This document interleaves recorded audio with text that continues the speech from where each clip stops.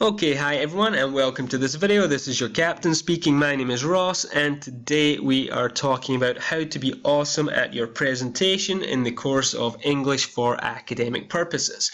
So in this video I'm just going to take you through some of the basics of what you need to do in your presentation. I'm going to talk about how the presentation is graded a little, and then I'm going to show you some common mistakes that people make on their presentations so that you can avoid those. So as long as you pay attention to the content of this video, you can ensure that you tick all those boxes, you get a good grade, I have less correction to do, and everybody is happy. Okay then, so first of all, the basics, the boxes you need to tick for giving your presentation on this course. First of all, be aware that this is a group presentation on any academic topic. Now, a group presentation means a group presentation. I always get people coming up to me and asking, can I do the presentation by myself? No, a group presentation means working with other people. That is part of the task. People will also ask me, what is an academic topic? An academic topic is anything that somebody might study at a university. So, for example, in previous semesters, I have had presentations on terraforming Mars.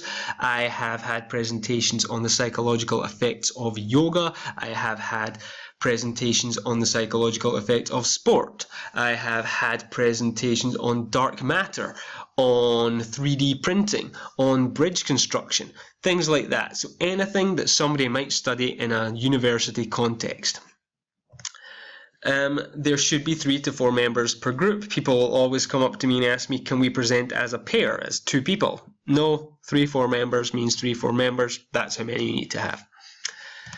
The presentation must include slides, so I don't care if it's PowerPoint or Prezi or whatever, but you have to have some slides for your presentation because you need to be able to show me that you can produce slides which are readable, which are academic, and you need to be able to show that you can refer to slides throughout a presentation. That is part of the criteria for this course, that you can describe visuals. Each presenter must speak for roughly 5 minutes. Bear that in mind. This is something people always ask me about. How long do I have to speak? It doesn't seem to matter how many times I tell them roughly 5 minutes. They still will ask me in every lesson. So it is roughly 5 minutes. I'm not going to be looking at the clock while you're speaking, but if it's clearly far under or far over, then it's going to be a problem. But if you're a little bit under or a little bit over, it's not going to be a problem. I don't really care that much about the time. I'm more interested in the content. 5 minutes is generally a marker. And you have to provide a list of 10 comprehension questions for your audience. So before your presentation, you distribute pieces of paper to everyone in the class which has 10 comprehension questions on them. And you, by doing this, you give your audience something to do, and you also beforehand think about what you want your audience to understand and take away from your presentation. And it's also going to give me an opportunity to give you your grades while the audience is checking their answers to the comprehension questions, as you'll see during the course. So these are all the boxes we need to tick. Make sure you take careful note of these so I don't have to keep explaining it throughout the course, as is often the case, unfortunately. Okay then. So here we have the grade sheet, the piece of paper that I'm going to have in front of me while you are giving your presentation. Now, I think all of the criteria here in the middle are fairly straightforward, so I'm not going to explain them all. However, if you want to read through them, just pause the recording here and have a read through each of them. If you have any questions, you can ask in class, but as I say, I think they are fairly straightforward. What I'd ask you to look at for the time being is the right-hand side of the page here. Specifically, I want you to look at these 3 columns labeled fulfilled, partially, or unfulfilled, because those are the boxes that I'm going to be ticking while you're presenting. I'm going to tick one of those 3 boxes for each of the 10 criteria. So if I tick fulfilled, you get 2.5 points for that criteria. There are 10 criteria in total, so you get 2.5 for all 10. You get 25 out of 25. Your presentation is 25% of the grade for this course. If I tick partially fulfilled, then you get 1.5, and if I tick unfulfilled, then of course you get 0 for that point. So Let's go and look at some of the mistakes that people make. These relate to the categories here on the left. We have some specific mistakes that people make as regards these categories. So the first is relating to content and organization. Common mistake that people make is that they don't introduce themselves. They just jump straight in and start talking.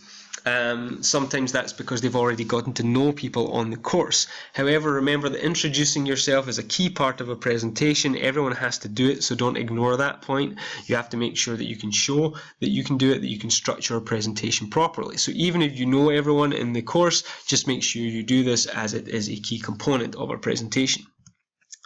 Next, a lot of people forget to include an overview slide. You need to show your audience that structure as you're going to move through an academic presentation. So make sure you do include an overview slide.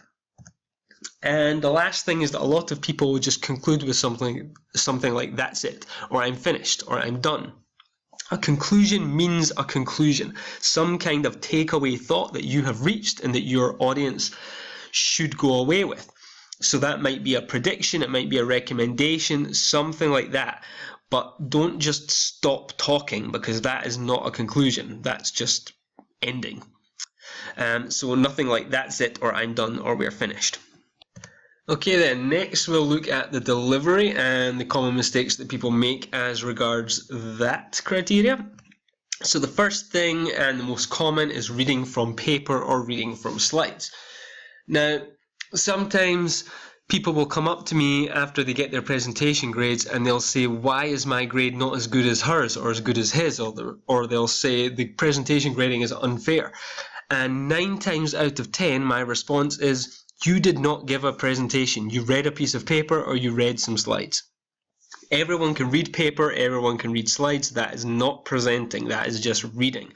So make sure you are looking at your audience. And I want to make clear that is, for me, probably the most important point about your presentation, that you look at your audience as much as possible, because it's the area where people most commonly make a mistake, and it's the area that has the biggest negative impact on a presentation. If you're just looking at slides the whole time, or you're just looking at a piece of paper, then you're not going to make any sort of connection with your audience, and that's something that is necessary in this task. Okay then, related to that, if you have notes in front of you, do not write them in full sentences. Just take bullet points, have key words there that act as reminders for you. Because if you write full sentences on your notes, you will read them. You'll just look down and you'll read those full sentences. I see people do this all the time. And if you are reading, you sound like you are reading. So if you're just reading those notes, or if you're just reading from slides, you are going to sound like this, and you will put your audience straight to sleep.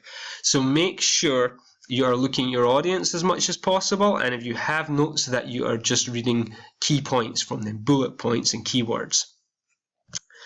Finally, holding an A4 sheet. So if you have an A4 sheet in front of you, that is an immediate physical barrier between you and your audience. And again, that makes it difficult to make a connection with your audience.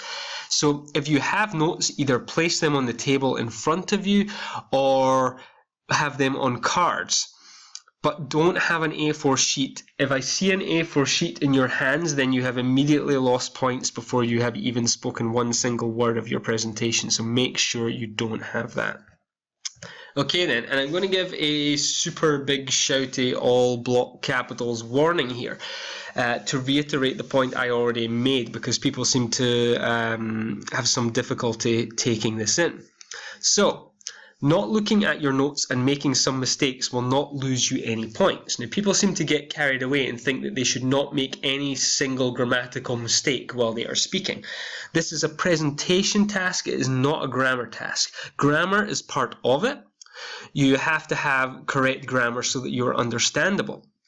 But in speaking for 5 minutes in a foreign language, or even your native language, you will make grammatical mistakes. Everyone's going to make them. Native speakers will make them. I'm sure I have made at least one grammatical mistake while I've been speaking on this video.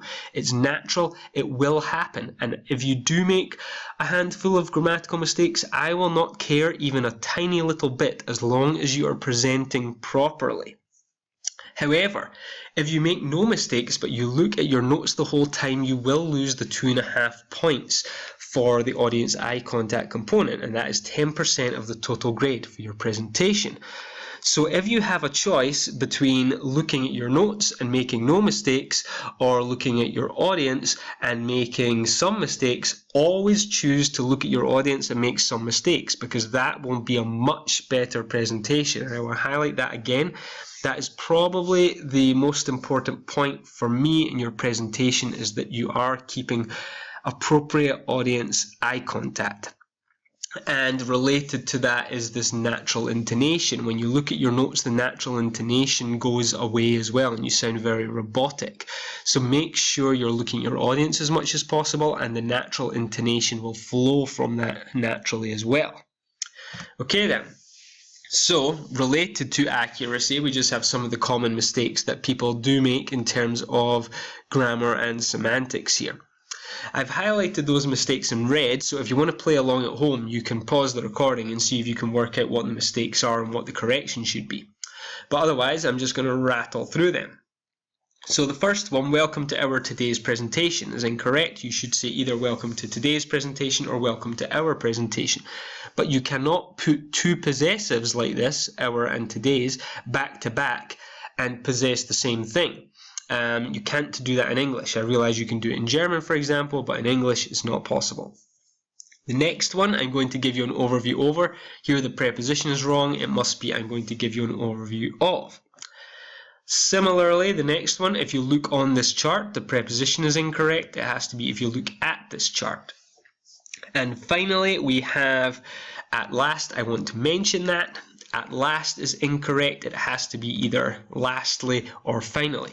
At last is when you've been waiting for something for a long time and eventually it happens. But when you're going through points and you're saying firstly, secondly, thirdly, and so on, when you come to the last point, you say lastly or finally. But under no circumstances should you say at last. Okay then, and then just two things as regards the visuals and sources, the common mistakes that people make there. So the first thing, and very important, is that people will tend to overload their slides with text. You may have experienced this in lectures, for example, and you will know the effects that that has. If you load a slide with just completely full of text, immediately your audience will stop listening to you, because you cannot compete with text on a slide. If you put a block of text there, the audience is going to do one of two things. They're going to either A, stop listening to you and they're going to start reading that text because they're going to feel under pressure to get to the end of it before you move to your next slide, or they're going to give up, they're going to think too long, didn't read, and they're not going to bother with your presentation anymore. So don't overload your slides with text. Just put bullet points up with the main points so that your audience can follow and so that you can explain further from what is on there. Just as I've done here with these bullet points. And another mistake that people make is that they overload their slides with text and then they just read word for word what is on the slide. So if you cut down what is on your slide, you're going to cut down the amount of time you read from the slide as well, and you will also improve your audience eye contact. And next, using non-credible sources like Wikipedia. So you would think that that would be obvious, that you shouldn't use Wikipedia, but you would probably be surprised how many people do use Wikipedia. So make the choice right now that you're not going to be that guy. Please do not use Wikipedia as a source for your presentation. Only use credible sources. Okay then, lastly, just the steps that you need to go through for your presentation. So firstly, you decide on the topic and date with your group. Then you post that topic and date to the dedicated Moodle forum. Make sure you put the topic and date in the title, or your audience, your classmates probably will steal the date and or topic if you don't reserve it by doing that. Make sure you print out your questions for your classmates before the presentation. Don't ask me to do that. That is your responsibility. You don't have to buy any books for this course. That's the one thing I'm asking. You give your presentation, you upload your slides to the relevant Moodle forum afterwards. Don't do it before, afterwards. And then you just move on with your life. You are done. So, Hooray, that is us finished with this video. Internet high fives all round. If there are any questions, let me know in class. Otherwise, cheers, and I will see you in the lesson.